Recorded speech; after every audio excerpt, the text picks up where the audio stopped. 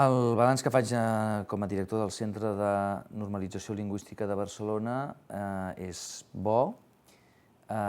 Tenim present que han estat, de moment, 3 anys, gairebé 3 anys, amb molts condicionants econòmics, la qual cosa ens ha portat a fer molta gestió i molta problemàtica en la gestió, com és conegut pel tema de la crisi, però malgrat tot això crec que hem pogut actualitzar el debat de la llengua, mitjançant novetats en tant els aspectes d'ensenyament com les noves campanyes de dinamització, com la creació d'una coordinació d'activitats que han donat això, un nou impuls a la llengua i una actualització del debat de la llengua i de les seves necessitats.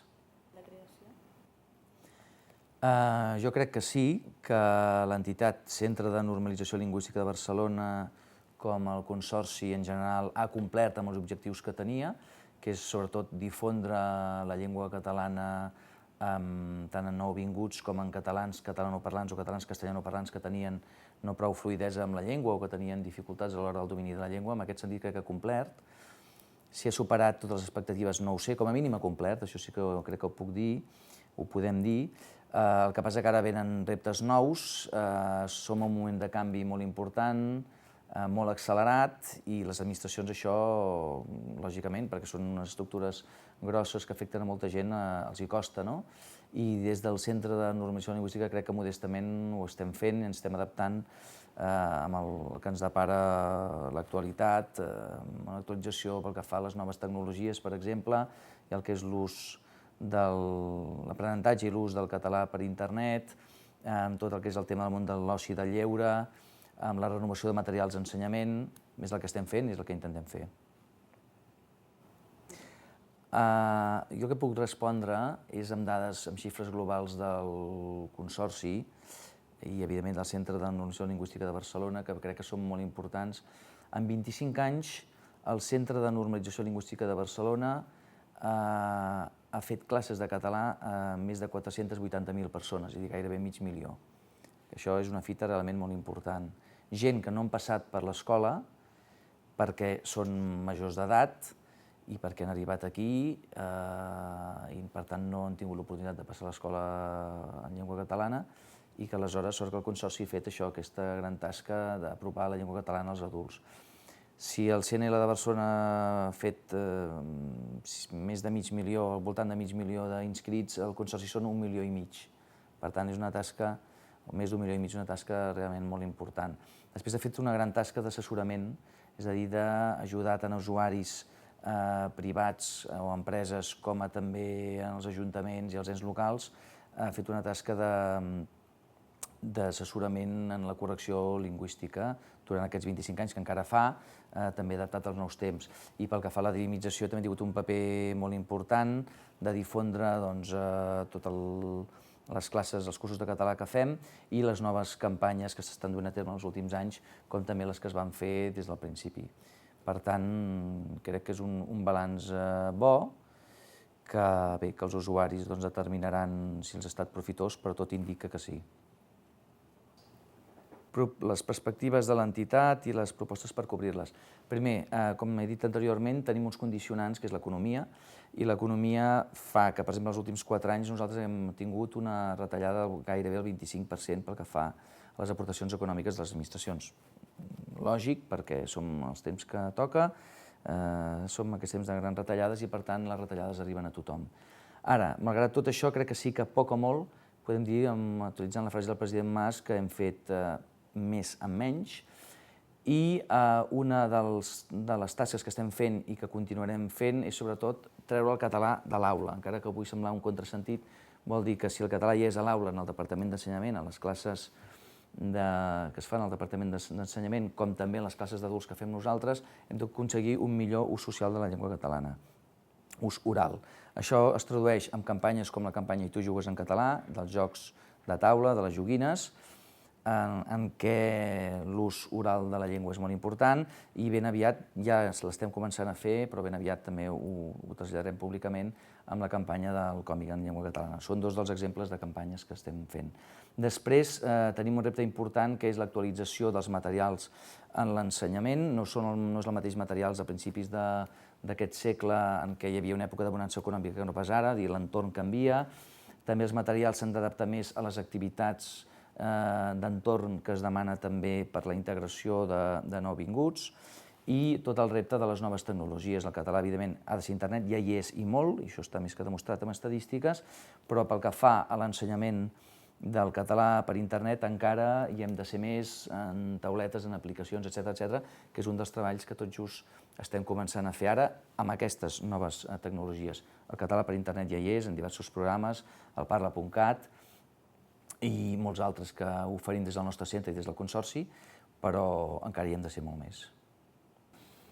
Tots els serveis funcionen bé aquí, amb les dificultats que tenim, però tots funcionen bé. Nosaltres tenim 3 coordinacions: coordinació d'ensenyament, coordinació de dinamització i assessorament, que assessorament és correcció lingüística, i coordinació d'acolliment i activitats, que fins fa uns 3 anys tenia només el nom de coordinació d'acolliment, però des que vaig arribar vam creure que també s'hi recollís el nom d'activitats perquè tot el que és l'acomodament dels nouvinguts i tot el que és l'entorn i, per tant, les activitats és molt important. Això, a grans trets, són aquestes 3 coordinacions. Després hi ha el SAF, que és el Servei d'Autoaprenentatge i Formació a Distància, que és tot el que és l'autoaprenentatge o l'ensenyament del català per internet, que és molt important, i que també tenim alguns milers de matrícules l'any de gent que aprèn català per internet.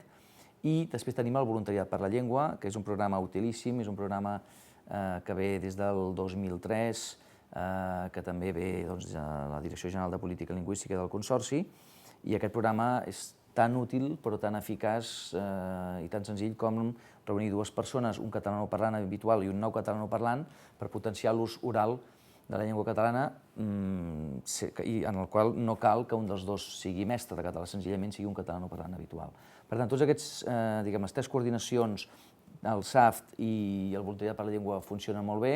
Cadascú té les seves demandes, cadascú té els seus reptes, i, com he anat explicant, ho hem actualitzat d'acord amb els temps. Aleshores, per ara, la idea és que totes les 3 coordinacions i tots els programes continuïn funcionant, potenciant-los en la mesura que puguem i adaptant-los. Puc donar dades del 2014. El 2014 tenim una mica més de 1.000 cursos, hem fet una mica més de 1.000 cursos de català. Això significa cap a 23.000 alumnes en tot un any, matriculacions en tot un any. S'havia arribat a més, és evident que a l'època de gran creixement de tot i que, per tant, també teníem aquí molta immigració, s'havia arribat a gairebé 35.000 o més matriculacions. És lògic que ara les xifres baixin, però bé, és una xifra important. Després, les activitats sí que han crescut molt els darrers temps. Les activitats aquest 2014 crec que tanquem amb més de 25.000 persones que han passat per activitats que fem al nostre centre.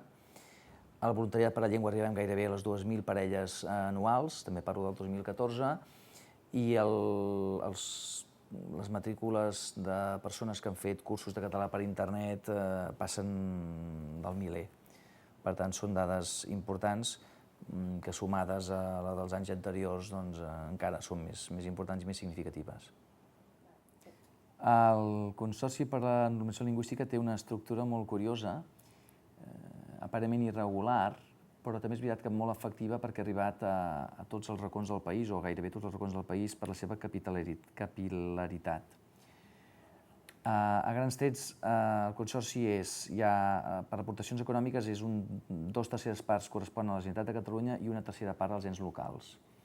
A partir d'aquí, la presidenta del Consorci és la directora general de Política Lingüística, hi ha una gerència, hi ha uns serveis centrals que coordinen tots els centres. Però els centres alhora tenen molta autonomia i depenen també dels regidors dels ens locals. El Consorci té 22 centres. El més gros, lògicament, perquè és la capital de Catalunya, és el centre de Barcelona, que correspon amb xifres entre el 25 i el 35% del que és el Consorci. I en total ja són 135 els ens locals que formen part del Consorci, 135. I en punts d'atenció al públic són més de 150, entre 150 i 160, sigui a través de serveis locals, a través de serveis comarcals, a través d'oficines, des dels mateixos centres, Pel que fa al centre de Barcelona, per exemple, nosaltres tenim uns 12 punts a tota la ciutat, 8 delegacions que cobreixen els 10 districtes, més una novena delegació, que és el català a distància, el català per internet. Tenim un punt del voluntariat per la llengua, tenim el SAIER, que atén, diguem, els nouvinguts, tenim el CALP, el Centre d'Acolliment Lingüístic de Barcelona. Per tant, el centre de Barcelona es distribueix amb 12 punts a tota la ciutat i en funció de la magnitud, del volum de cada centre i de les comarques que cobreixi, tindrà més o menys punts. Vull dir, això, cada centre té, en aquest sentit, la seva idiosincràsia, el seu sistema de funcionament bastant autònom, però coordinat amb serveis centrals i coordinat amb tot el Consorci. Els 25 anys del Consorci per la Normalització Lingüística, de fet, s'han anat celebrant tot aquest 14 que ja hem tancat. El Consorci va néixer l'any 1989, encara que els estatuts són de l'any 1988, per tant, el 14 celebrarà els 25 anys, i l'últim acte cloent d'aquesta celebració és la celebració dels 25 anys del CNL de Barcelona, que va ser un dels centres fundadors, que el farem el proper 21 de gener a les 7 de la tarda al Saló de Cent de Barcelona. Aquest serà l'últim acte de tancament, que és dins del 2015, però de tots els actes que ha fet el Consorci aquest 14.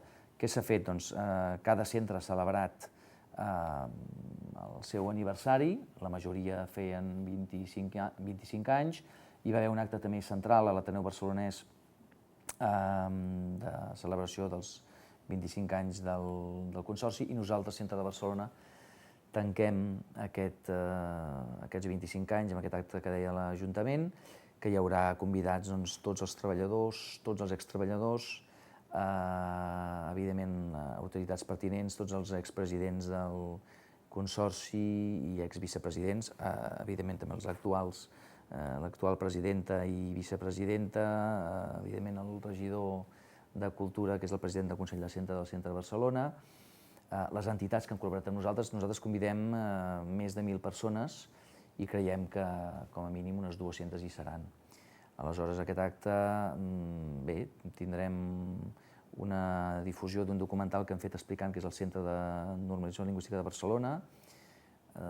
Després repartirem un llibre que explica la història d'aquests 25 anys del nostre centre, evidentment lligada al Consorci, perquè som la mateixa empresa, i també farem una exposició amb uns plafons a l'Espai Avinyó Llengua i Cultura, que és, per dir-ho així, la nostra seu del CNL de Barcelona a la ciutat, que també difondrà els materials que hem anat publicant tots aquests anys, totes aquestes xifres estadístiques que expliquen el volum i l'envergadura de les feines que hem fet. O sigui que és una celebració modesta, però és una celebració, diguem, alhora amb molt de contingut i que deixi constància històrica de la feina feta. Amb aquest titular, amb aquesta pregunta, després caldria saber més detalls. Jo li respondria que no hi estic gens d'acord. Crec que les polítiques lingüístiques són necessàries i segurament sempre seran necessàries. Per tant, no prescindiria de cap política lingüística. Deixar-ho tot a la babalà crec que pot ser una gran irresponsabilitat. El que sí que puc estar d'acord amb ella és que les polítiques lingüístiques i en general l'actual s'ha d'adaptar. I des de l'administració ho estem intentant fer, amb més o amb menys encert, que s'han d'adaptar sens dubte i que potser s'ha d'adaptar en aquest món multilingüe, que el català ha de ser llengua vehicular, hem de donar un paper al castellà i hem de donar un paper a les altres llengües. Però d'aquí a no regularitzar res, això és l'anarquia, i l'anarquia normalment porta al caos i no és bo. La meva resposta en aquest sentit és contundent, però m'agradaria saber més específicament l'abast de la seva proposta o l'abast de la seva declaració. Igualtat d'oportunitats, és a dir, tu estàs vivint aquí, en principi pots tenir previst quedar-t'hi, hi ha gent que sí, hi ha gent que no, però Déu-n'hi-do la gent que sembla que la seva intenció és quedar-se viure aquí. Aleshores, si tu vius aquí, tindràs més oportunitats de trobar feina, de facilitar la manera al dia a dia, si aprens català, que no pas si no ho saps. Per tant, una mica intentem mostrar més els avantatges que no pas les obligacions, etc. A part d'això, ells moltes vegades venen, i ja et dic, nosaltres els ho preguntem, i les raons que aporten generalment són socials, és a dir, moltes vegades t'ho diuen, home, si visc aquí i aquí es parlen dues llengües, doncs el que està bé és saber les dues. Algunes vegades és per trobar feina, altres vegades és perquè tenen nanos que van a l'escola.